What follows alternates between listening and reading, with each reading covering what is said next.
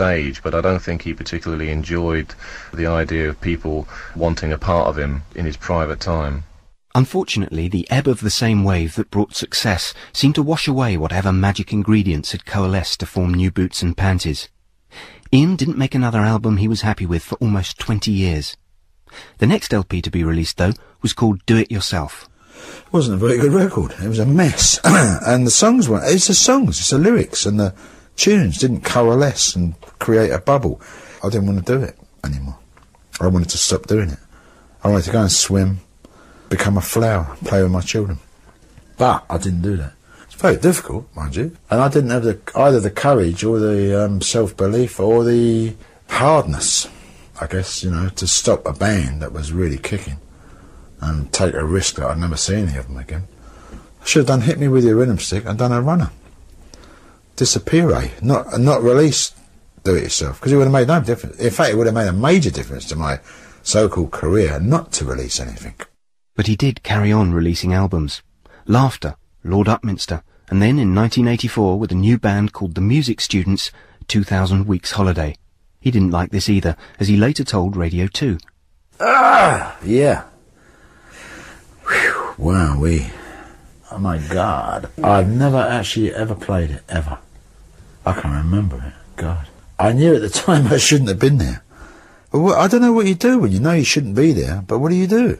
I got waylaid into it, actually. I should have said no, instead of which I said yes. Projects come along and I usually, oh yeah, what, really? Okay. I sort of wobbled into it. I didn't really. I'm not a planner. Just after my 40th birthday, and Michael came round, Michael McAvoy, I co-wrote most of the album with, and he said, I said, how old are you, mate? He said, I'm 20, man, I'm 20. I said, I'm 40, how much to it? He said, no, you got to work with the young guys, Ian, you got to work with the young guys. So I said, oh, all right, okay, and gave it a go. I think I'm to be commended for giving it a go. At the same time, I'm a silly prat for doing it. So my contribution is fairly limited, don't forget. I'm not a musician. I can say, I don't like that bit. Or I can say, put a diddly-diddly in there instead of a doodle-doodle. But I can't reinvent, and I can't arrange, and I can't replace something I don't like. So I haven't got, I'm not a musician. So if I know something I don't like is happening, there's very little I can do about it except get extremely depressed. I feel like I'm ploughing a furrow with my head. After the commercial failure of 2000 Weeks Holiday, music went on the back burner and Ian started to explore other avenues. Richard Balls again. He did an incredible range of stuff. It's difficult. A lot of these things pass people by. I think everyone's aware of one or two of the things he did. For example, like the trips with UNICEF, when he did a lot of polio immunisation, including one trip with Robbie Williams. But there was a huge amount of stuff that he did, particularly in the 80s and 90s, which never really came to people's attention much.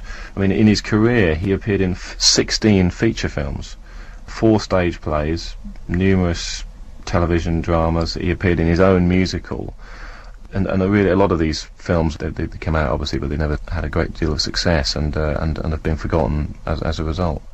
Well, so far I've been doing small things without too much. Not looking for a great deal of publicity, but and I'm still learning. I'm learning mostly from the other actors and occasionally from the directors. And when I'm ready, I shall pop up again in a more flashy way. But I'm not very demanding at the moment. I wait to be told what to do. It's nice. Yeah. It's all happened pretty late in life for you, though, hasn't it? Come along now, please. No, please. 44. This is quite young by my reckoning, yes. And somebody else has questioned this, really. Did you ever think that you would end up as an actor in view of your disability? No, I didn't dream of it. I always wanted to be an actor. You're going to go back to pop music, or you're going to try and keep the two careers going, acting?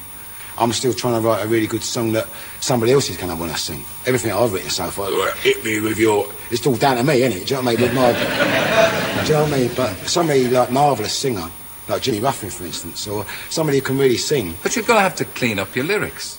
No. You can't go back to writing those mucky lyrics again. They're not mucky. They're documentaries. Oh, I see. Documentaries.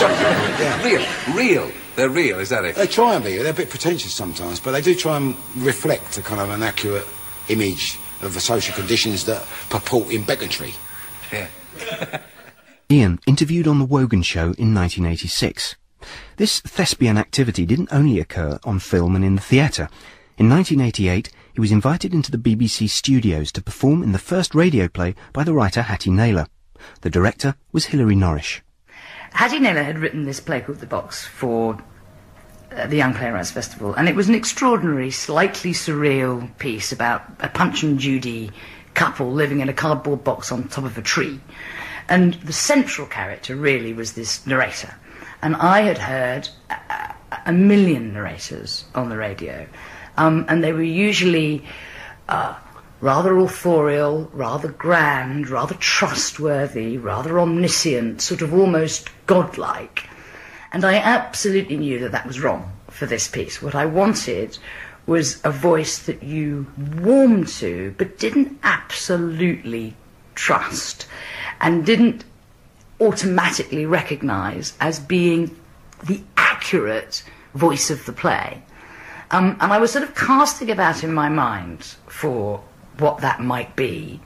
And Ian Dury, who I'd just seen in Road at the Royal Court, felt just like the right thing. Grandma was a brilliant saleswoman. Her storytelling was legendary. In deep winter, she'd gather the family around the great stone fire, where they would listen to her fairy tales and nursery rhymes as they stared at the flickering flames casting shadows on the billboards outside. Tales of spinning wheels, frogs, a chosen prince, enchanted castles, blue skies, twilight, dusk, eating, salesmanship, singing butterflies, the sound of tiny, tiny bells filling the air, and tiny buds of hope and happiness, fairies and endless nights of bliss, perfect skin, dragons, dragon slayers, wishing wells, golden eggs, handsome princes, heroic princes, happy ever afters, and lies. I'd kept in touch with Ian since recording that first Punters feature. Ian introduced me to his great friend, the artist Peter Blake.